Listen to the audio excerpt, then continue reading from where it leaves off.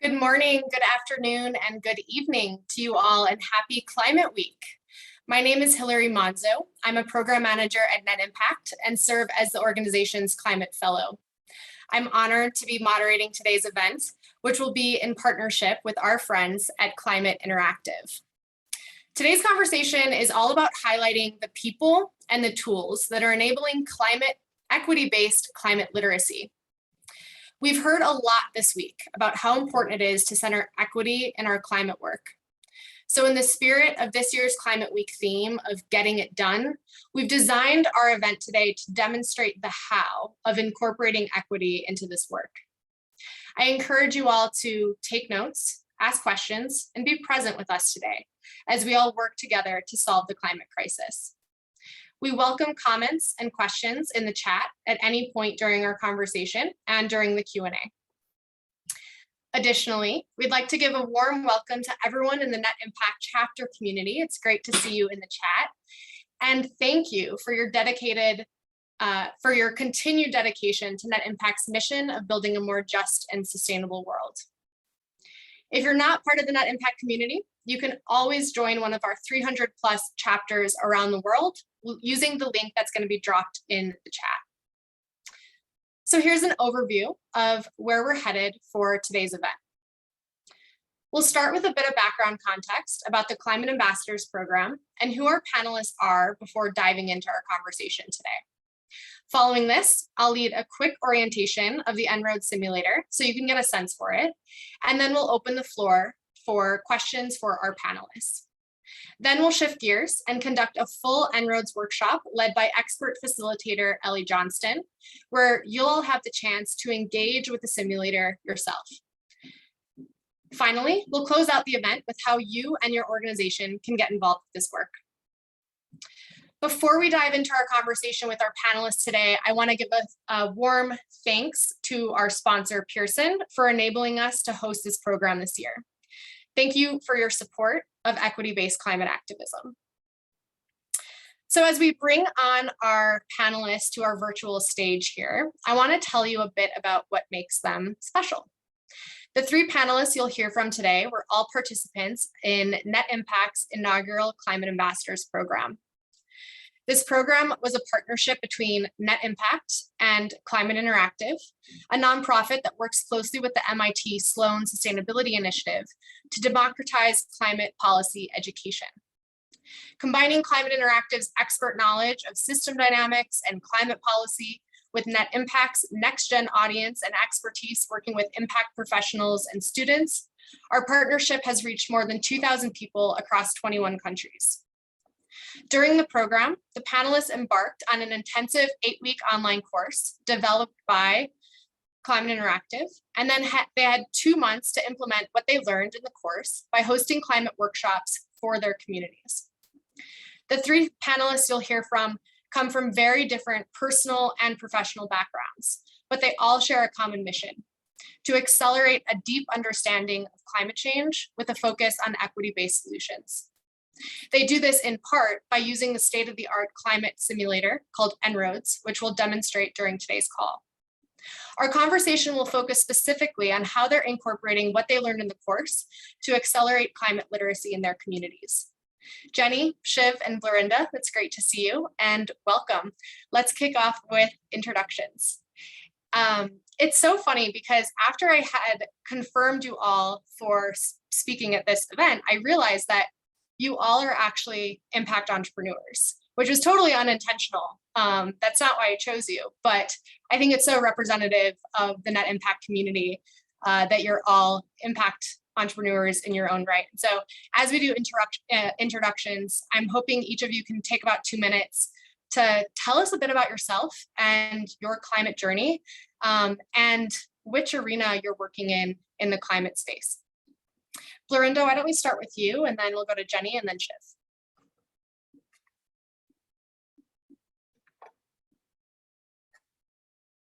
Looks like Florinda's having frozen a little bit. Jenny, why don't we start with you, and then we can come back to Florinda. Sure, that works. Hi, everyone. So happy to be here. As Hilary alluded to, I came from the event. Hi, everyone. and trade show industry. So I worked in that space for over a decade, and I was constantly looking to evolve my experiences within that space, from anywhere from restaurants to trade shows to corporate events. And I began to integrate environmental and social impact into my work. So I did some side gigs with nonprofits and was just constantly looking for ways to bring a value to my role, but then also have that be impactful outside of it. And it all really just came to a head for me in the summer of 2020. So I live in the Pacific Northwest of the United States, and we deal with wildfires during the summertime. And a lot of that can have a lot of smoke and air pollution. And so during that time, it was a very tough time with the pandemic. I had two very little kids, two tired parents, two big dogs, and with the wildfires, we were unable to go outside for over a week. And at that moment, it really became clear to me that I no longer needed to be just an activist and an advocate for solutions, but I needed to actively participate. And so I started a consulting agency where I was helping organizations become B Corp certified. I partnered with Net Impact and went through the 8-week course. And then I started offsetting my organization's footprint at Microsoft. I worked there for close to 5 years. I started offsetting our footprint through Tradewater. I heard about Tradewater on a podcast and decided that my organization at Microsoft needs to be completely net zero or ideally climate positive. And over 2 years of partnering with Tradewater from my role at Microsoft, I then jumped at the opportunity to join the team full time. So now I work for Tradewater. We collect and destroy non-CO2 gases. So we target the very potent ones, some of which are 11,000 times more potent than carbon. And it's really fun. It's high impact. I get to do really cool stuff like be here right now, and just excited to be here. So that's a little bit about me. Jenny, and where are those most potent gases that you're offsetting? Where are those found typically? They are all over the globe. So there's about 9 billion tons of refrigerant gas that's out there right now. Basically, it's been banned from production, but now no one's really figured out an end of life solution except for Tradewater. So without Tradewater working on destroying this type of gas, then it just sits there continuing to pollute the atmosphere. And so my husband works in forestry, and so I kind of feel as if I'm helping give that side of the industry some more time while we target these really potent non-CO2 gases. And then those carbon people that are tackling carbon can do their work and take a little bit more time that they might need. Thanks, Jenny. Lorinda, would you like to go next? Oh, yes. Thank you, Hillary. And so sorry for the small interruption. My internet was bad. Hi, everyone. I'm Jerinda, and thank you for joining us today. So more about me, I have graduated from the Impact MBA program at the Colorado State University, and I'm also a Fulbright alumna. Currently, I work as a sustainability consultant and also lead a small organic food company that I founded in Kosovo, Southeast Europe, which is also the country that I am from and currently reside in. I would say my climate journey has started ever since I was a kid with my family. We worked and led a small collection and processing center of wild mushrooms, forest fruits, and medicinal aromatic plants.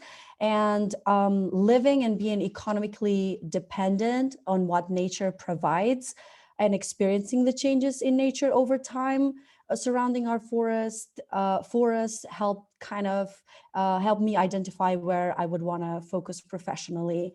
And this is also one of the main reasons, which also brought me to found Botanic, the small organic company that we currently work at, and also developed the Into the Wild brand, through which we focus on promoting regenerative cultivation and processing means in agriculture, and also communicating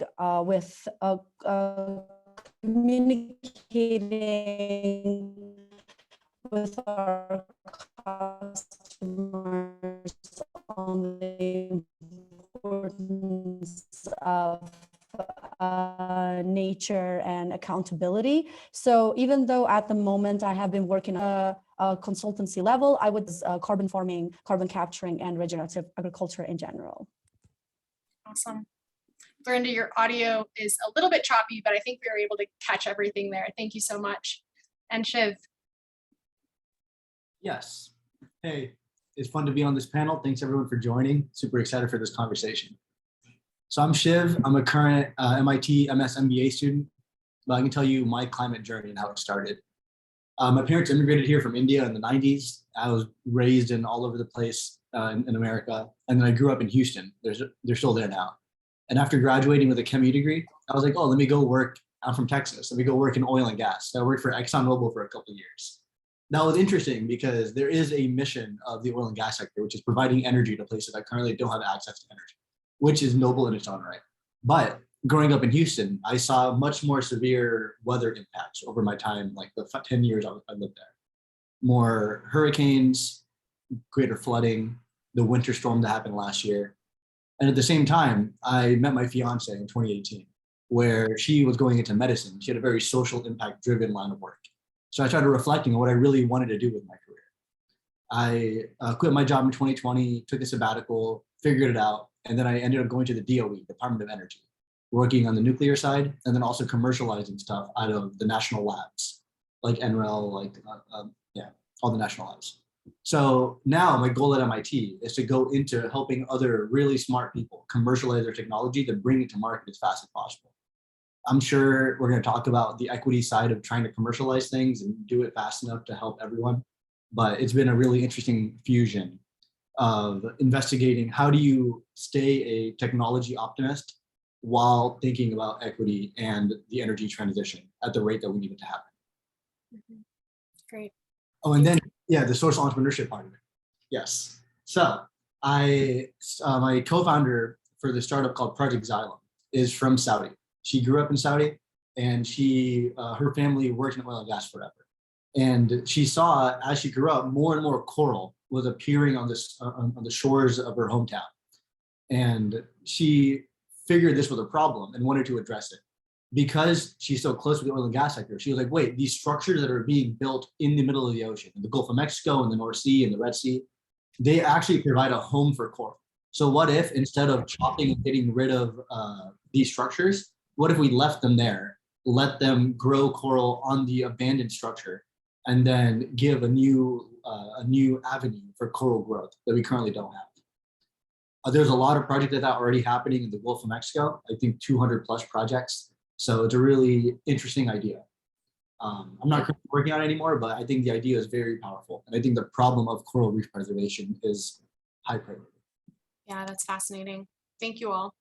So let's turn our attention to the En-ROADS simulator, which is kind of the basis of this conversation today, and certainly the basis of the course that you took with Climate Interactive. How would you describe this simulator to someone who has never interacted or seen it before? Anyone want to go first? Sure, I'll kick it off. I would say it's a system-based tool to question your mental model on what actually affects the climate solution that we're looking at. Everything from renewables to planting trees to electric cars, you can test each and every potential solution and then see how much it affects the goal. Okay, great. It's a way to basically peek into a climate crystal ball. If you're curious about what can I do right now, what can my community do right now, what are specific policies that I should be supporting, how can I truly understand the holistic view of climate impact and climate solutions? How can I view that? It's a tool to basically do that. It's taking the I heard this, or is that good? I also heard that was bad. It takes like the rumors and the ambiguity out of everything, and you can see how each little influence can change how well we're doing, or what we could be doing better, or things that we should try to phase out. It's really easy. I like that. Yeah, I definitely agree with both Jenny and with Shiv. For me, most of my audiences until now have been first-time users, especially here in the Western Balkans in Europe.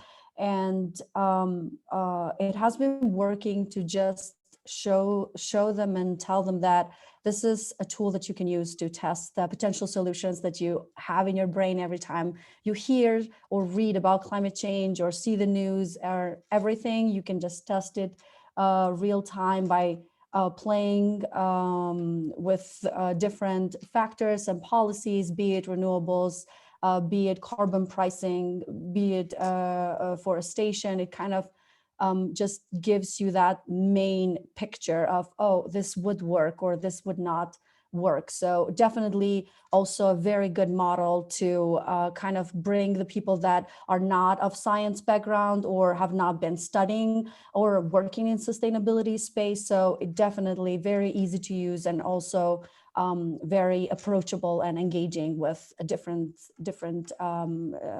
professions and people. Great. And you mentioned it's a system-based model. It's holistic. Why do you think it's in the big picture of things? Why is a tool like this important for people to engage with in the first place? Anyone want to kick us off, Jenny? Yeah, I think we all are looking for some optimism, and I don't think that the simulator is claiming to be a one-stop shop for solutions, but it is displaying how there are paths that we can take to make progress. And so I would say that was a big reason for me specifically, is that I was not only looking to obtain knowledge for myself, but I also was wanting to know, is this something that we can all address effectively? And it takes any of that ambiguity out of, you hear about electrification, but then you also hear about the cons of being fully electrified, or you hear about, California transitioning to fully electric vehicles by a certain date. But then how will it be manageable? And so there's these back and forth conversations happening all the time, and it's noisy. And if you can actually visualize it, see what the implications are, see what the challenges are, and then start to not only learn, but open up your mind to these different solutions, you can start to speak more eloquently on the topics with colleagues, how you vote, what you stand behind. It really brings it full circle. I would add that humans are bad at thinking about problems of this scale. We're not used to thinking of things in the gigaton level, or even the billions of tons, or even millions of tons. So being able to see the interconnectedness of everything we're trying to do is hard for any individual person to process without a model as sophisticated as En-ROADS.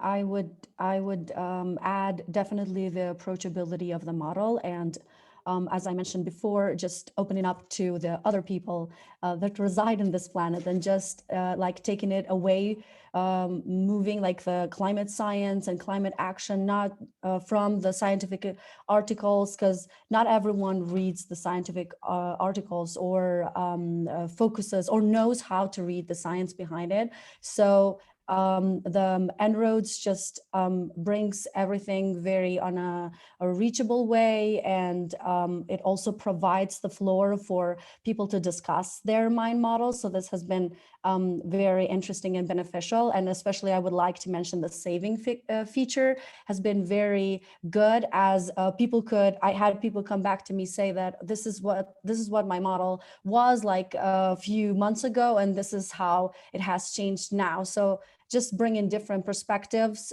to also understand the knowledge and the action that you can take within yourself, as well as sharing it with your friends, colleagues, and of course with policy decision makers in our communities and countries.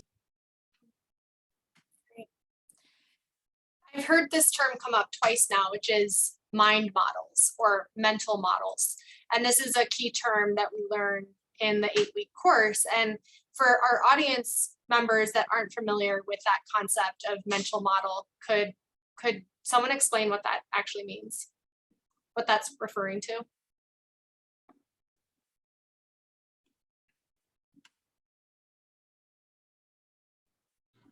I can, but I didn't want to talk all the time. Go for it, Shiv. Okay, so we all, like humans, are really good at taking information and processing it and then thinking about what the impact of that thing is. That's how we live our life. So we all have mental models on what we think matters when you do any action.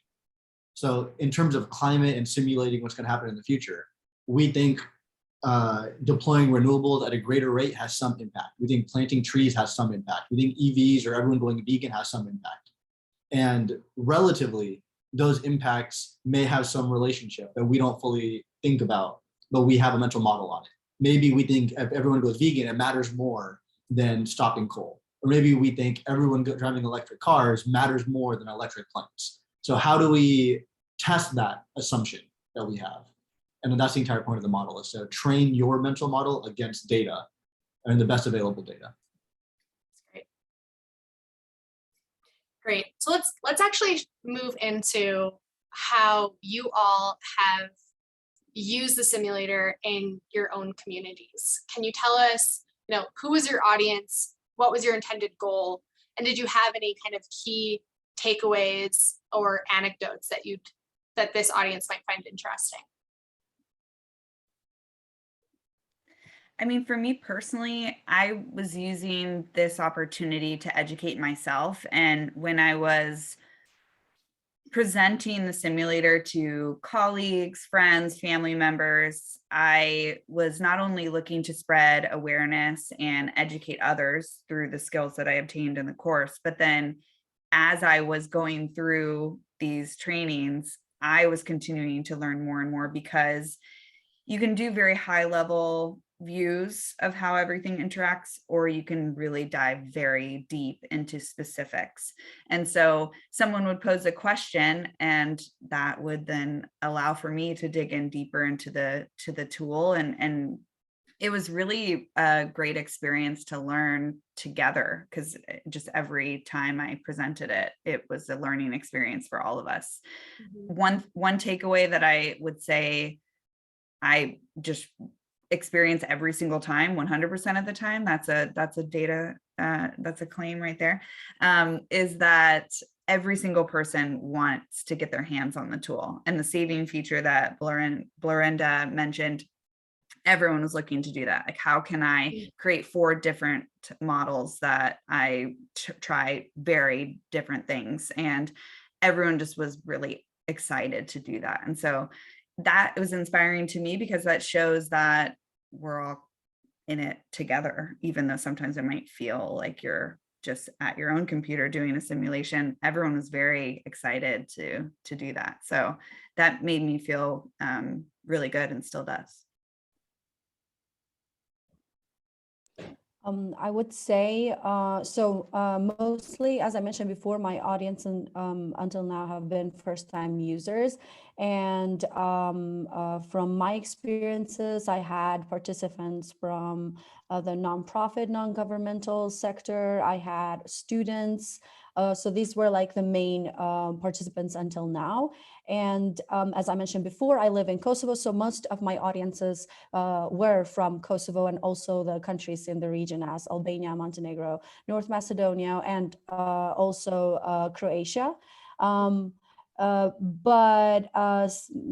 Recently I had a group from different countries on the workshop together, and some of the participants, I would say this has been like very interesting to see the interaction, that one of the groups chose instead to try to reduce impacts. They used it to increase impacts based on the actions that countries in the Western Balkans were, you know, like the policies that are in place currently, especially with coal and all this, and they increased the temperature tremendously. And when they explained the reason why they did this, they said that because our policy decision makers, climate policy decision makers, mostly they will take action when they see the bad things happening. So that's why we wanted to use the En-ROADS to show more of the danger that we are in and that we're facing, instead of showing how we can adapt it and mitigate it. And that was very interesting to see. It was my first encounter of the model being used in that way, but I definitely think that the message went across with the audience as well, and it was an interesting perspective. So in the future, I'm planning to expand my audiences and also focus more into having workshops with policy decision makers as well, and with the private sector too.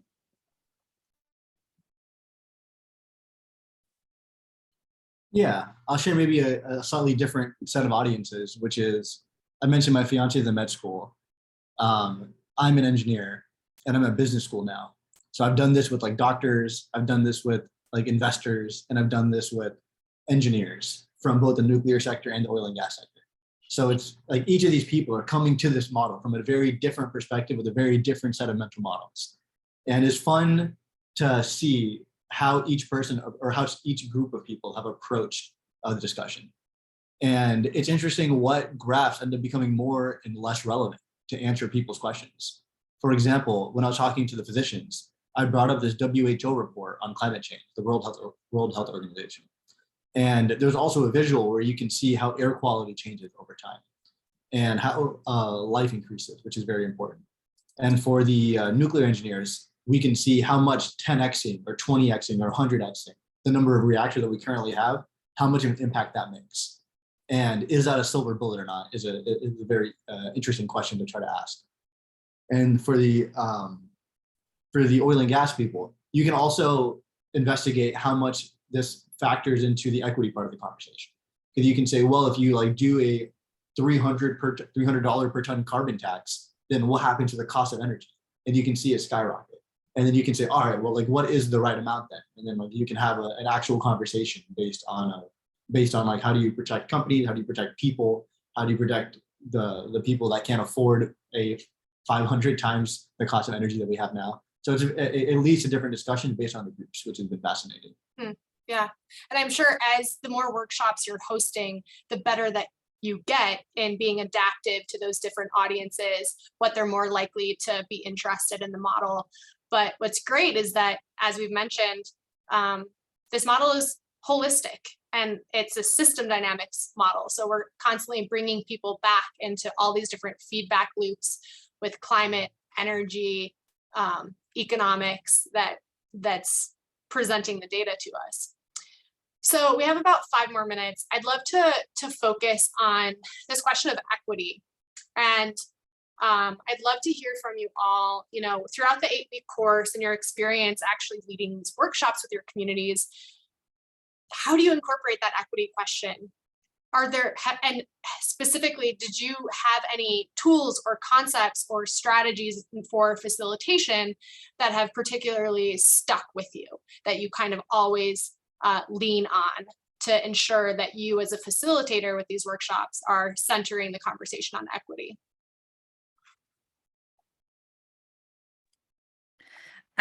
One thing that comes to mind that I learned from the course that was really helpful when talking about how there's an intersection of climate solutions and equity and how everything touches one another. You can see that in the simulator, how you move one thing, it influences something else.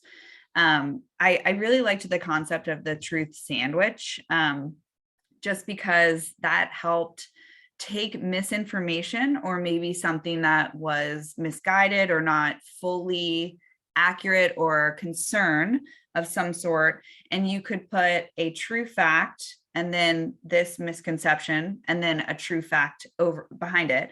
And it really helped not only remove any sort of false information, but it also helped bring that together, and you're focusing on the truth and the facts versus I heard this or some sort of untrue fact or maybe not fully true. And so that was something that was really helpful for me, because there's a lot of people like to say like, well, I've heard, but it allows for more depth there. And so I really liked that concept, because that helped me as questions come up during the workshops, you're able to communicate the answers in a way that brings it all together. I would say that equity has been a very important concept during the workshops that I had, especially since the region where I live in is always like maybe 5 to 10 steps behind in climate policies and discussion and everything compared to the Western Europe. So it was very interesting, because it was used to also show that with climate action, it's not that you have to choose always one over the other. It's not that if you apply renewables, it's not that all of the jobs in coal are gonna lose and where are these people gonna go. It just, the system offers this space for you to also think of the co-benefits.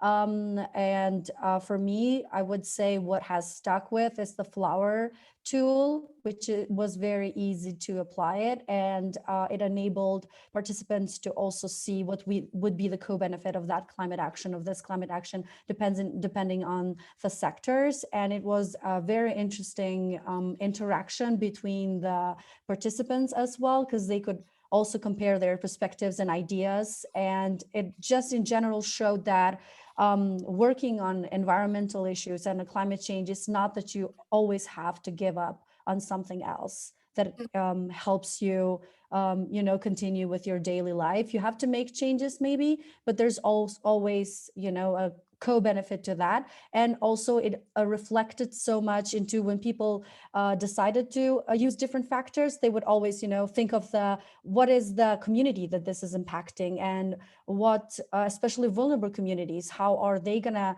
interact with this change? So yeah, I would definitely say that this is what it stuck with me now, and what also helped with the participants that I've had until now.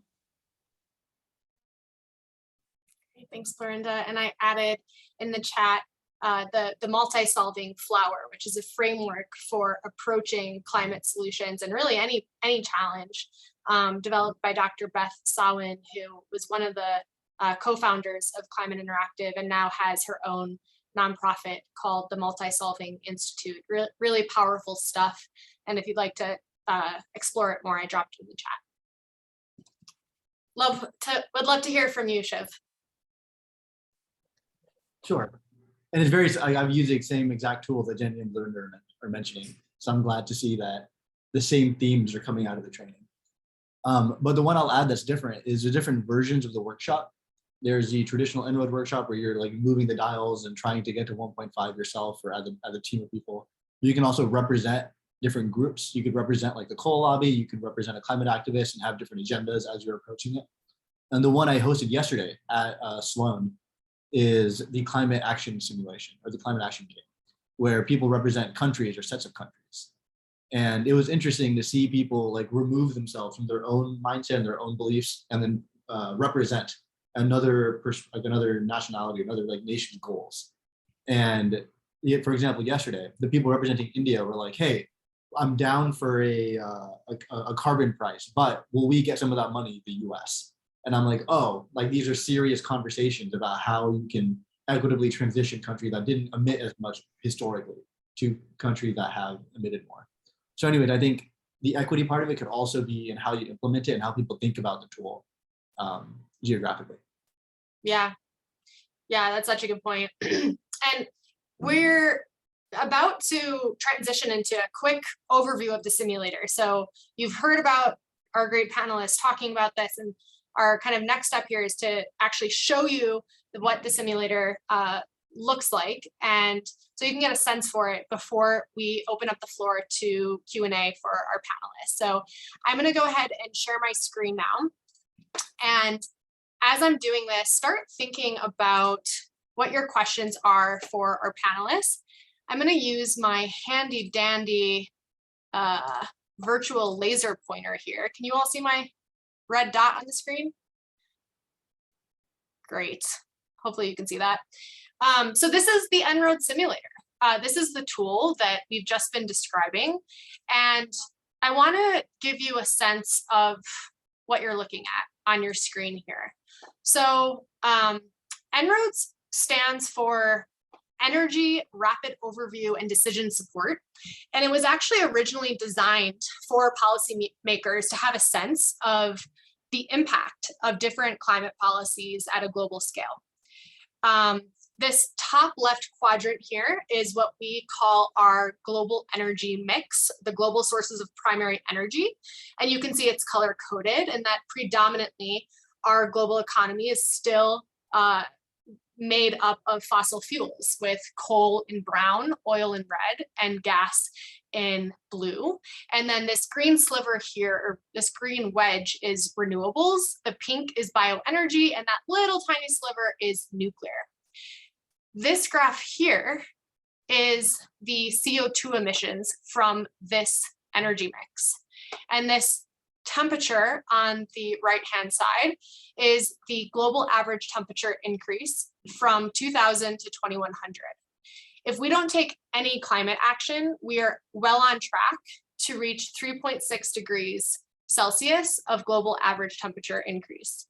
Today, in 2022, we're at about 1.1. And we don't need to talk about what 1.1 degrees Celsius of warming looks like. We're all experiencing it on Earth right now. 3.6 is 3 times worse than that. But there's good news, which is the bottom half of this screen. These are the solutions that we have to solve the climate crisis, or at least the most popular ones. And these toggles here are movable. And this is what the panelists were referring to that are impacting our energy mix, the CO2 emissions from our energy mix, and our global average temperature. As was mentioned, this is a system dynamics model.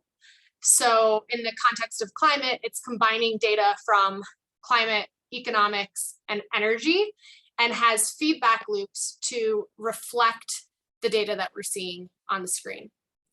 The simulator runs 18,000 equations in real time and helps users explore different scenarios that they're hearing with their in their own worlds and in their own communities to test at scale. And the model finally uses the best available science, and the data is updated monthly. So we can have a high level of confidence, knowing, of course, this is a global model, but have a high level of confidence that this is using the best available science and that it's accurate and up to date. So without further ado, we are going to transition into a Q&A for our panelists. I'll stop sharing my screen here. And I'll check out the chat. Doesn't look like we have any questions yet, but if we have any questions for the panelists, we're going to bring them on the virtual stage here, and would love to hear any questions, concerns, doubts you have about their experience using the simulator or about the program itself.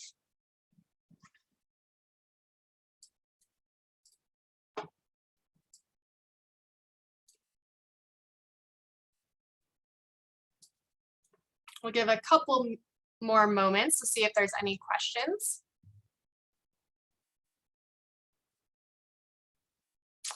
I got a direct message from Sylvia. Thanks for your question, Sylvia. Does the model work at a country level? The model, great question. The model is a global model. So Ellie can correct me if I'm misspeaking here, but this is a global model. And as of now, there is no way to constrain the model to work at a specific country model. So that's important to keep in mind when we're all facilitating is articulating that, you know, this is a global model. Jennifer, hi Jennifer. I know Jennifer took the course. What was the most impactful graph you all shared with your audiences? That's a good question. Since I work with greenhouse gas, I love that graph. I think that that's a really interesting way to just show different ways that you know, the emissions can be manipulated. Obviously, non-CO2 greenhouse gas is where I work, and so I would recommend looking at that one. But I personally enjoy now looking at those. When I was taking the course, I was very curious about population and the impact that that can have on equity, climate. It's a very complex and complicated topic. And so that was a graph that I like to look at as well, since it influences a lot of various things. And so that was one that I like to explore. Anyone else want to add to that? Sure. One that always comes up if people are really big fans of planting trees and afforestation. So very often I go to the afforestation, do it to the max, and then see the impact of it. And then you can compare the amount of land that's required to do that much afforestation relative to a benchmark, like the size of India, like land-wise. And that's pretty jarring when you see how much you actually need to have the impact that you're proposing. Great. I'll keep us moving with the other questions because we're getting some great questions in the chat. This one's coming from Amy Knight. What degree of introductory context is needed for each workshop? Okay, I can go ahead. I would say from my experiences, not really. I had participants that were art students and they really never had to work with, you know, like climate actions or anything related to climate, but the model was very easy, engaging and approachable as well. So their interaction was very successful. So I definitely would say that even the most basic level of just hearing about climate crisis and climate change in the news, it's still, you know, a good level and a good to go for the workshop. So definitely don't hesitate to try the model. And I'll just add that you'll see when Ellie demonstrates, you're all going to get to experience what a climate workshop feels like. And Ellie will quickly onboard you into the model so that you can feel confident in what you're looking at. This question's coming from Laura Rankin. What are some of the most common questions asked as you're leading workshops?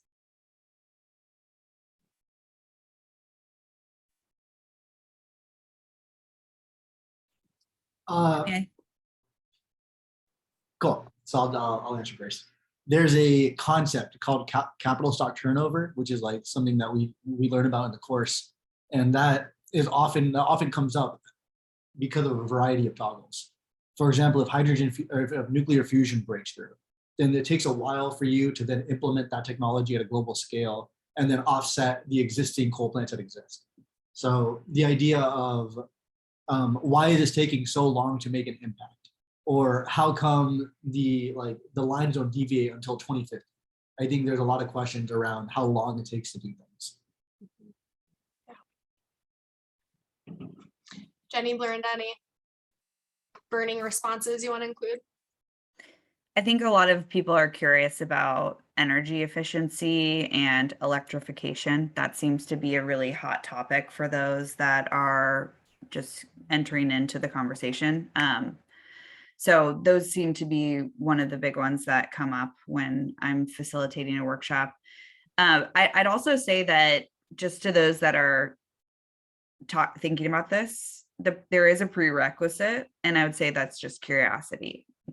you just have to be someone that's curious and you're interested in learning. And that's basically all that you need to know if you're looking to get into this space and learn from these workshops. Great. Yep. I think this question particularly oriented towards Shiv and Lorinda as MBA students. This is from Belia Rodriguez. Any suggestions on how to use this model to promote it within our business school community? Would love to get conversations going and education around it. Yeah, unfortunately, I've still not tried it with a business community. However, being a business student, I would say definitely every single aspect, every solution proposed, it is in one way or another related commercially as well. So definitely just go ahead if you need information to for En-ROADS to enroll on the Climate Ambassador or on any session of the Climate Interactive. I know they're very often. I get lots of emails, and I wouldn't say it's different from other audiences. Probably more challenging because you will get the profit side and how is this going to impact economically. But there is also economic solution as well, economic growth. So. Yeah, I would say definitely not hard to use it in the business community as well. Great. We're coming on 2 minutes, Shiv. I'd love to hear from you since you've had direct experience with this. Sure. Yeah, I hosted a workshop yesterday with business school students. So the interesting thing is a lot of people come to B school with different experiences. Some work in project finance, some work in investing, some work at climate tech startups. And the tool was a good way for them to get to know each other and get to question each other's assumptions on things because they have expertise in a very narrow lens of the model. So anyways, if you want to implement this in a B school, I highly recommend doing it and having people discuss, engage, and learn from each other. And then you can actually piece out and build on each other's skills. Great, thank you. We're unfortunately not going to be able to get to everybody's questions, but I do want to address Andrew Ebert's question in the chat about the United States passage of the IRA, the Inflation Reduction Act. He says it's the largest, yes, snaps, the largest climate related bill in history. Is there any way for the model to reflect the direct impacts of this bill on the overall energy mix over time? The short answer is yes. And Climate Interactive has been phenomenal in this regard, teaching all the climate ambassadors across the world how to translate the IRA bill in terms of these workshops. So the short answer is yes. I will note all these questions and we'll respond to them in the chat, but I want to make sure we have enough time for you all to actually experience a full climate workshop led by Ellie Johnston. So without further ado, thank you to our panelists, Lorinda, Shiv, Jenny. Always so great to talk to you, and thank you for your climate work. And now I have the great pleasure of introducing my colleague and someone who I consider my teacher, Ellie Johnston. Ellie will be leading today's demonstration of the En-ROADS Climate Workshop. And as Climate Interactive's engagement director, Ellie focuses on building the connection between science and policy and democratizing that connection to audiences from school children to top journalists to UN negotiators. She has given workshops at UN meetings, the White House, and for the African Union, and her work has been cited in the New York Times, the Associated Press, and the Washington Post. Ellie spent years working to increase youth access and participation to the United Nations and engaged in the UN climate talks through the nonprofit Sustain US. She's also spent time as an encyclopedia editor, a field biologist, and a community organizer. As Ellie conducts her workshop today, I encourage you to pay attention to how she expertly incorporates concepts from system dynamics and frames the climate policies in terms of equity considerations. Welcome, Ellie, and I'll hand the mic over to you. Great, thanks so much, Hillary. And it was so wonderful to hear from Lorinda, Jenny, Shiv, about your experiences using En-ROADS. way to get out there and just roll up your sleeves and use it. And that's really what we're all about at Climate Interactive, working with our partners at MIT, is to build something that that anyone can use. And so I hope that those of you all who are joining as participants today are inspired to dig in deeper and see where you might be able to take this. So I'm going to share my screen now, and we're going to get started. And note that this section, I'm going to need you all to participate. And but before I get to that, let me just pull up En-ROADS again. Of course, Hillary introduced it. And I just want to talk a little bit about where we are today. And I saw this come up in the chat. Someone was asking about 3.6 degrees and what this really means. So this is our baseline scenario. So if we more or less don't take further level of action than we are at today, then we're on this trajectory towards over 3 degrees of warming.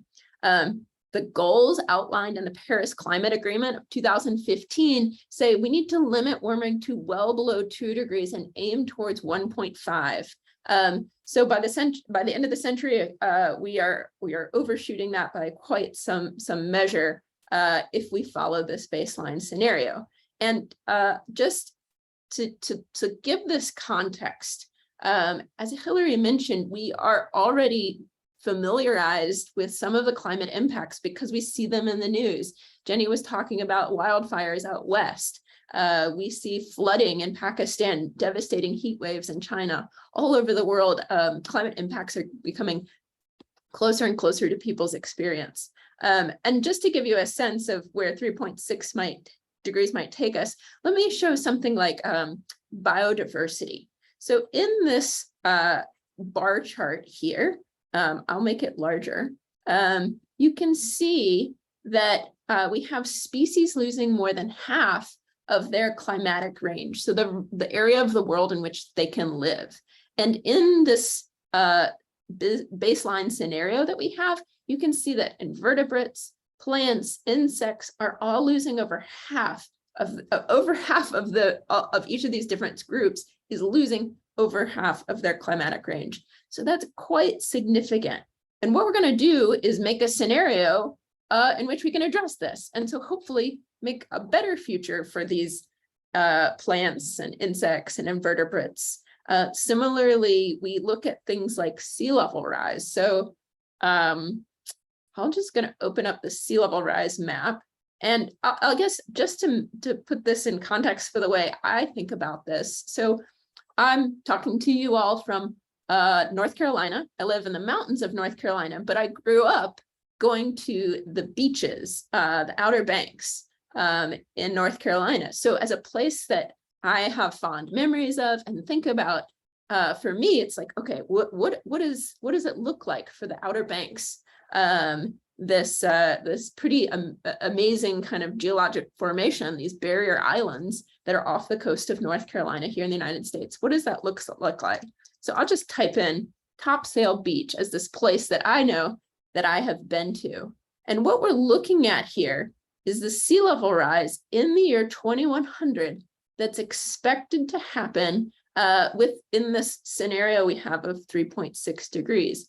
And you can see this kind of darker blue area is all land that is at risk of flooding as a result of sea level rise. And you can zoom in quite far and see that this covers residential areas and roads and that kind of thing, which would just be devastating to the area. I mean, something like the Outer Banks of North Carolina already is experiencing a lot of substantial ecosystem change and change in their landscapes as a result of storms and just and some in terms of like how beach erosion is happening as a result of these higher intensity hurricanes that are coming through. So that's just one area. We could look at anywhere in the world and zoom in on particular areas that are of interest. But I'm going to take a step back here, and I want to ask you all, what is something that you all have heard about recently? Maybe it's something that's happened at a very local level, or even personally. What is something an action that perhaps you've been involved in or that you've seen happen recently that you think will make a significant difference in addressing climate change, and be really specific about what it is, and write it into the chat. Let's just brainstorm a list of things that people are involved in. There's a lot happening around climate change action right now. What does that look like from where you're sitting at your computer today? Write into the chat, and I'm going to use this as the basis from which to build a scenario in which hopefully we can limit warming to that well below 2-degree level. I will say our time is short today, so this is a big challenge. We'll see how far we can get. But I'm going to look over to the chat, and Hillary, as you see stuff coming in, feel free to give me like 1 to 3 things, and we'll use that to jump off from. Great. Yeah, we're seeing some good ones, Elodie. Public transport expansion in a car-dependent city. Mhm. Regenerative grazing of livestock. Mhm. Electrification. Minimal water usage in Arizona. Building electrification and carbon capture. Great. Desalination projects to combat the California drought. Great. Yeah. Okay, great. That'll get us started for sure. And keep writing in things into the chat. We'll probably need to come back to them in case the first few things I heard didn't take us far enough. So the first thing that Hillary mentioned that someone wrote into the chat was public transport. So the way this works is we look across the interface here, and this control panel has all kinds of different sliders. And so when I think about public transport, what I'm really thinking about is the conservation of energy that comes from putting more people in, say, a bus, as opposed to them driving individual cars to get to work or to go shopping, whatever it may be. So public transport is a type of energy efficiency, in that we can get the same amount of things done. We can go about our shopping, we can get to work, but we do it with less energy. So the way this works is I'm going to move this slider here and say, okay, what if we did, and remember, En-ROADS is global. So what if we did energy efficiency at a big scale worldwide? So this is wide adoption of public transport in places where you can't utilize public transport, and it's using more energy efficient vehicles or energy efficient means of transport, shipping freight, maybe by train or efficient means as opposed to flying it, things like that. So I'm going to scale this up. But before I do this, I want you to think to yourself. And so we talked a bit earlier about mental models. So what is your mental model in terms of how much energy efficiency in the transport sector makes in terms of addressing climate change? Think to yourself, do you think that it would be sufficient enough to reach those global climate goals of limiting warming to below 2 degrees? We're at 3.6 right now. Do you think maybe it'll make like a degree of difference, like get us down to 2.6 degrees, or maybe just a little bit of difference? And just think of a number in your head. You don't have to share it. And then I'm going to move the slider to its maximum level just to kick us off and see where this gets us. So we were at 3.6 degrees. You see here that it brought us down to 3.4 degrees. So I'm going to replay the change and notice what happens over here on the left graph. So remember that this left graph is showing our energy mix: coal, oil, gas, renewables. The main thing you see as we're replaying the change is that the whole amount of things really comes down. The top level is reduced. And then as a result, on our graph here on the right, which is showing greenhouse gas net emissions come down some. So they're not growing as steadily. What we're doing is we don't need as much energy to get around with this transport energy efficiency. So you see less of, in particular, we see also less oil demand, because of course that's a really key part of our transportation infrastructure. And additionally, if we don't have to spend so much money and there are means of public transport in cities and that kind of thing, then we can also think about what are those equity co-benefits? And this is where we get back to some of the other topics that we were discussing of what other things are beneficial that come from energy efficiency of transport and public infrastructure. Well, there's a lot of money that can be saved for people if they don't have to fill up their gas tank to drive to work, and they can just hop on a bus. And particularly if there are programs set up with the public transit that can help reduce fares for people who don't have as high an income and things like that. So that's definitely a key piece, and definitely one of those things that just has so many good co-benefits. You clean up the air in cities and things like that if you get more cars off the road. And that. The next thing that was mentioned was regenerative agriculture. So this is this idea that we can adopt practices throughout our agriculture system. And I think specifically what was mentioned was around livestock, but throughout kind of our food production system, we can find ways in which to do it in a way that doesn't leak so many nutrients from our soils, that really retains the amount of carbon stored in our soils. And so this could be things like planting cover crops so that you don't have exposed soil that can then get washed away in storms, and a number of other practices that are kind of in this portfolio that's becoming known as regenerative agriculture. And so where that helps the climate is particularly in where this helps as we think about addressing climate change is in the removal of greenhouse gases from our atmosphere. So if we can store more carbon in our soils, then that helps draw it out of the atmosphere. Where we have that covered is under carbon removal and under technological. I'm going to scroll down here and go to our detailed settings. And here we have a number of different options that could be explored when it comes to removing carbon from the atmosphere. I'm going to scroll down here to agricultural soil carbon sequestration, and we're going to scale that up. So as I do this, I'll just put it at the maximum level here. And you can see, I'll replay the change again. So notice we're not going to see any change over on primary energy because we're not affecting anything there. You'll see a little bit of change here on greenhouse gas net emissions.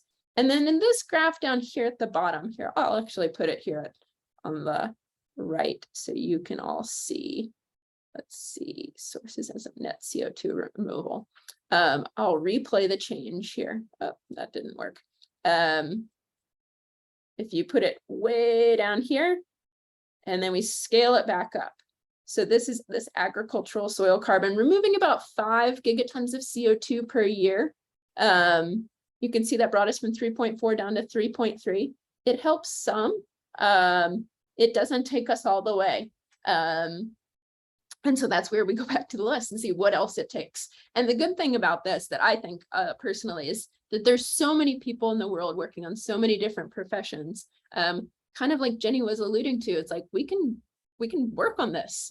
We don't have to just be on the sidelines, kind of sending our emails to elected officials. We can really roll up our sleeves and take this on through different kinds of professions, and even in work that doesn't necessarily even at first seem like a climate job. The farmers working on the soil sequestration or transportation authority and thinking about those kinds of things. So those are a couple considerations there. So we've tackled a little bit on energy efficiency and some on carbon removal. The next thing that was mentioned was the electrification of our buildings and industry. So what is this? So think about a lot of houses, for example. How do you heat up your food and cook? Well, for many, that's a gas stove, or it's fueled by propane, and that kind of thing. So electrification is moving away from that gas stove that's powered by natural gas, and can oftentimes be a source of methane leakage, as well as just when you burn natural gas, CO2 is released, towards an electric stove. They have these fancy like high induction stoves that people are buying more, just a general electric stove. Or in when we think about like our heating systems for the whole home or business or building, you have your HVAC. What is powering that home heating system or that air conditioning, and making sure that that is all electric. But this extends well beyond just residences to think about industry.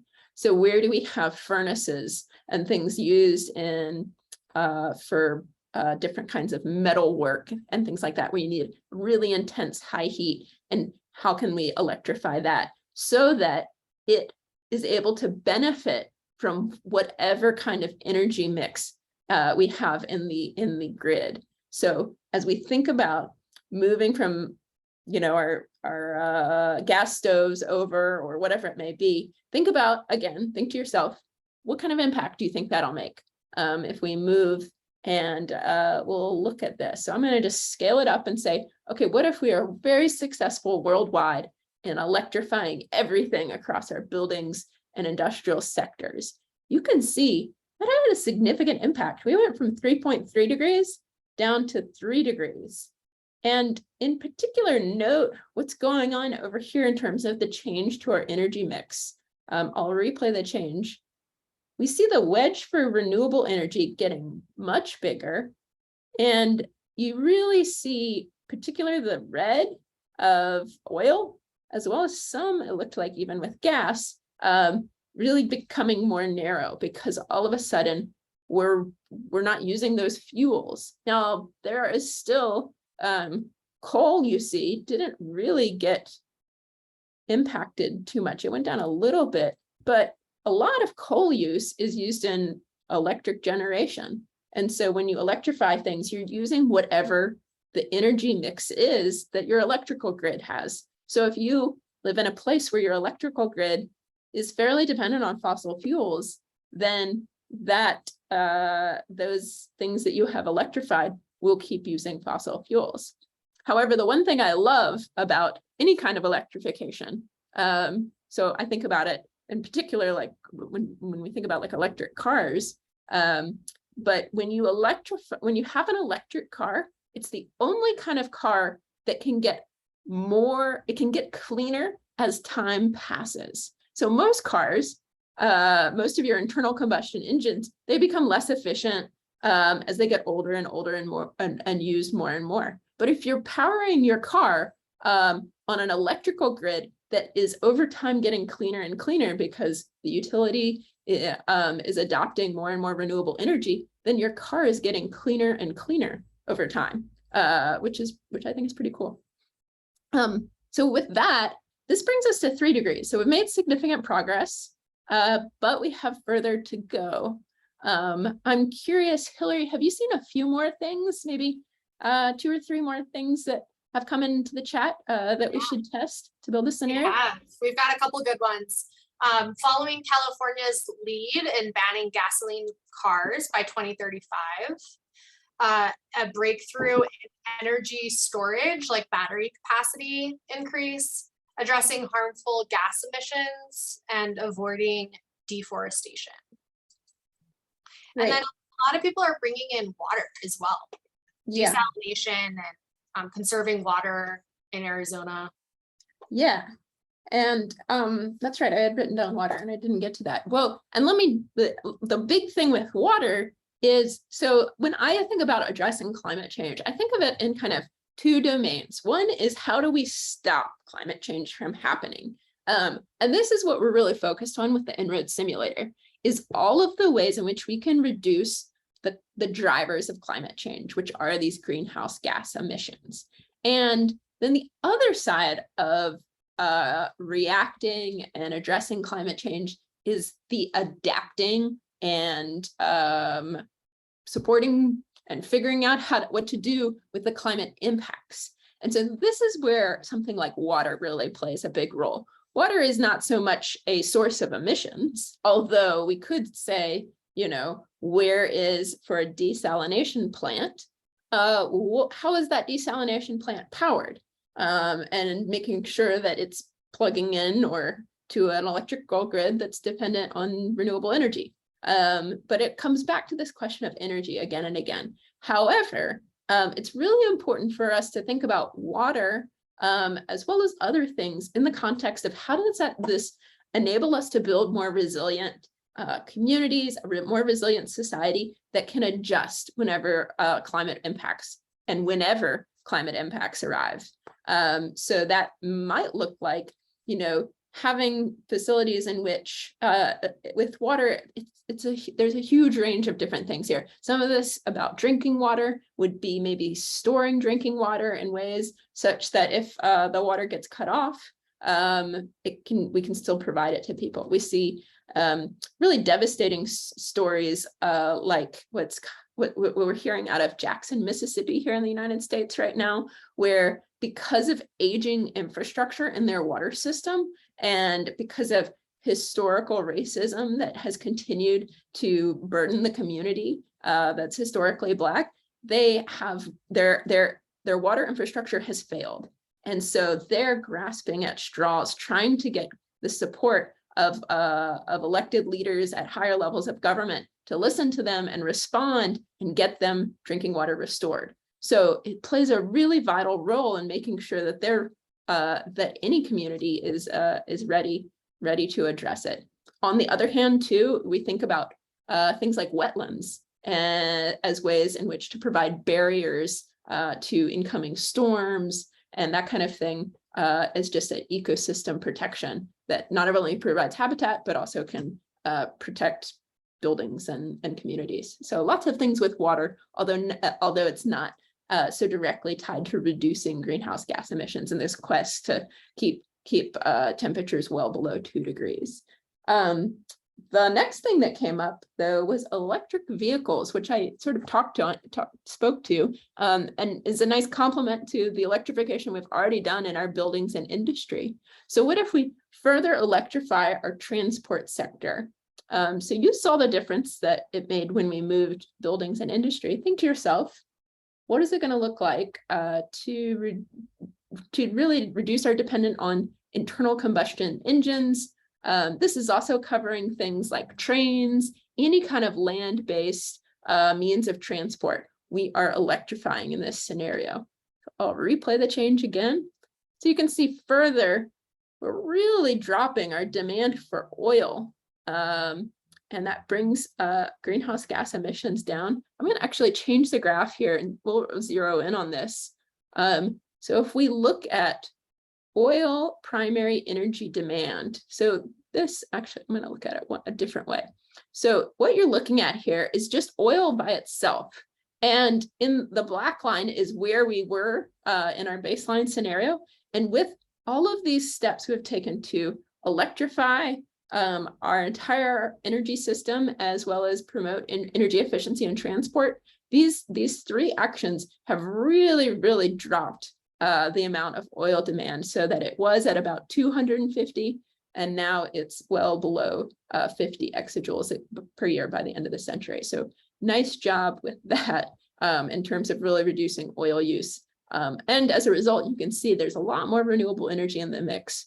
And if we look here to our graph of greenhouse gas net emissions by gas, you can see where the remaining sources of greenhouse gases come from.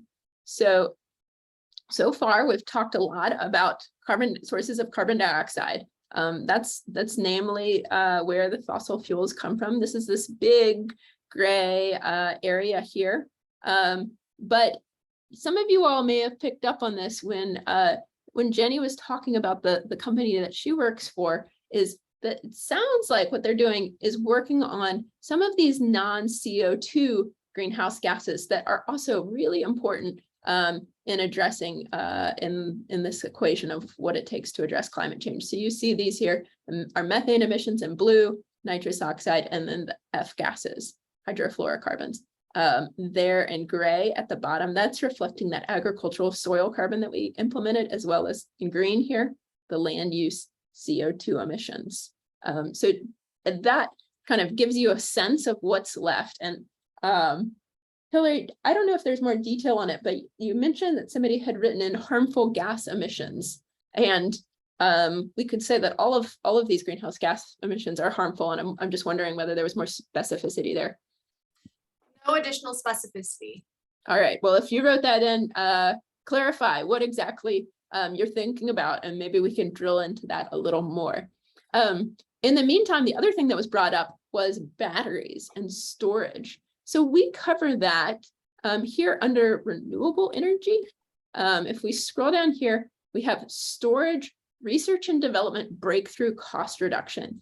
So you see here, our renewable energy is growing, and I'm going to find a graph that I think will show a little bit more insight into.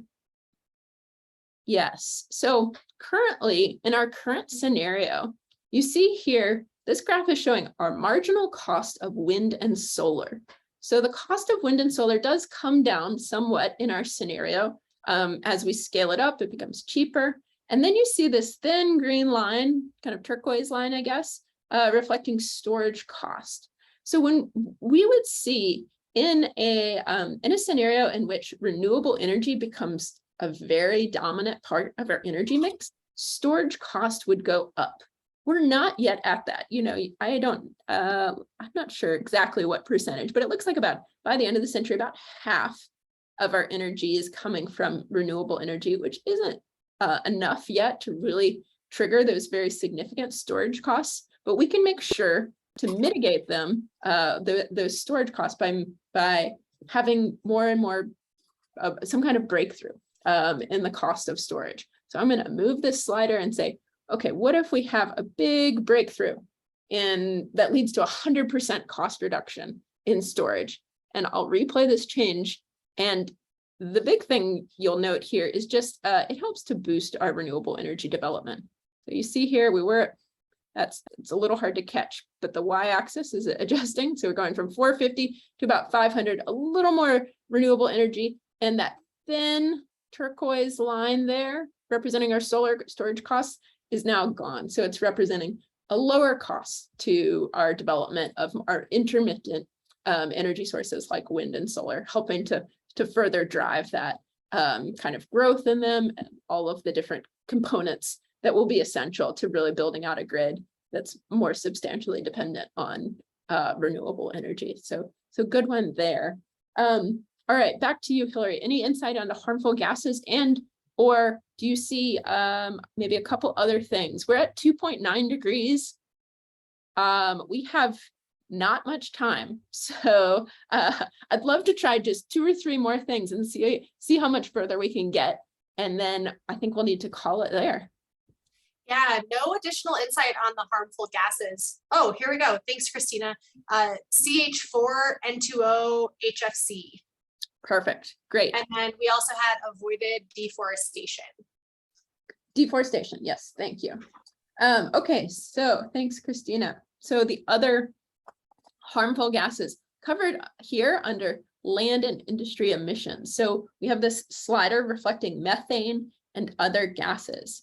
And so what's entailed here is our methane emissions coming from both our agricultural system as well as waste and also the energy sector. So thinking about things like when you have pipelines, natural gas pipelines that leak, that is methane emissions going into the atmosphere because natural gas is predominantly just methane gas. And then other gases like nitrous oxide, which is arises from our industrial fertilizer use and really industrial agriculture. And then the F gases like HFCs that Christina mentioned.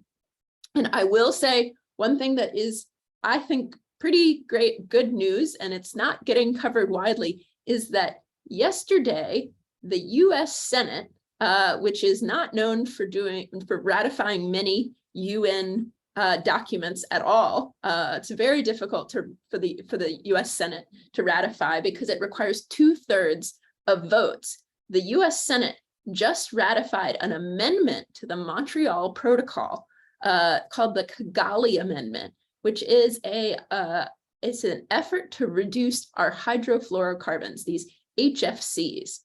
So this is significant because, of course, we live in a very politicized country here in the United States, where not much happens that is bipartisan involving both of the parties. And we saw that yesterday.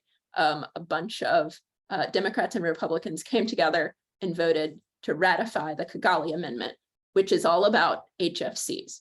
What are HFCs and where do they come from? These show up in refrigeration technologies. So if you think about air conditioning units or big walk-in coolers or freezers, things like that, also kind of in the production of semiconductors, things like that, you see these HFCs arise. And so there's a big push from the industry to phase those out because they are very damaging when it comes to the climate. So I'm going to move this slider. It's a whole package of different actions here, and we'll see what impact that makes. All right, well, that was quite significant. So let me replay that change. We went from 2.9 degrees down to 2.4 degrees. And I'm going to change the graph here. I'm going to look at greenhouse gas emissions by area. And so if you remember, this is where we were. See those F gases, that's our HFCs that I was just talking about, methane in blue and nitrous oxide. When I make that change, we see them all much more significantly reduced. And this is not reduced 100%. This is reduced at the maximum level that we can imagine. We are going to have some kind of methane emissions just by needing to have an agricultural and food system. So there are some emissions that are just kind of inherent that we'll have to address through other means. And that's why you see that kind of continued blue wedge, even though we've reduced it all the way. So we have factored in kind of a lower floor in which those emissions can be reduced. That gets us to 2.4. The last thing that came up was deforestation. And I think we're going to have to stop there. So I'm going to move deforestation, say, okay, we'll pull up our land use and forestry emissions. So in our baseline, we have these kind of continuing steadily throughout the century. But what if we said, let's stop deforestation by 2050? So you can see now this line coming down and stopping it quite significantly. If I go back to our graph showing our land use CO2 emissions, you can see that green area at the bottom is where we were without stopping deforestation, some emissions coming from there. And you can see that that is gone as when we stop deforestation. Now, you don't see a change in the degrees Celsius. I do see it here in degrees Fahrenheit. So it makes about 1/10 of a degree. And some of that's probably due to rounding. So it helps some, but it's important within the mix of all the other types of actions that we have. And we know, of course, when it comes to stopping deforestation, there are many other co-benefits alongside it. So we're running out of time. A lot of times these workshops extend well beyond the 30 minutes that we have here today. And I hope this has sparked your curiosity as to where we could go with things. And if you're curious to dig into more about any of the things that we have touched with these different sliders, I'm copying the link to the scenario that we made just now, and I'm going to post it into the chat. So the challenge for you that I'm going to leave you all with is to push this scenario further. What else did we not touch? Maybe it was mentioned in the chat and you didn't get a chance to see it. What else is it going to take to get well below 2 degrees and aim towards 1.5? And maybe with that, I'll stop and go back to you, Hillary. That's great, Ellie. Thank you so much. And we had a few people add in a carbon price or carbon fee. So just echoing Ellie's challenge and taking what we've established here, we're so close to meeting the Paris Climate Accord goals of 2.2 degrees Celsius increase, striving for 1.5. So curious to test out that carbon price impact. Thank you so much, Ellie, for that wonderful demonstration. I always learn so much from you, watching you conduct those climate workshops. So thank you so much. We are coming up on time for our event today. And so I want to make sure to share how you can get involved yourself with us. There are several opportunities to engage, and you can use the form that we're dropping in the chat if you'd like to request a climate workshop from one of our climate ambassadors for your company, for your MBA program, for your friends, or if you'd like to partner with us. We're always looking for collaborators, co-conspirators to scale this work. Or if you just like to tell us what you thought about today's event, please fill out the form that's being dropped in the chat. You can use this QR code as well on your phone to access that form. A reminder also that you can learn more about Net Impact's upcoming programs and how to join a Net Impact chapter by visiting netimpact.org. And I want to thank our climate ambassador panelists once again, who shared their climate journeys with us today, and to Ellie Johnston for that wonderful demonstration of the En-ROADS simulator. Finally, thank you to Climate Week NYC for organizing this event, and to our program sponsor, Pearson, and for all of you for your attention during today's event. Happy Climate Week and have a great rest of your day or evening. Have a good one. Bye-bye.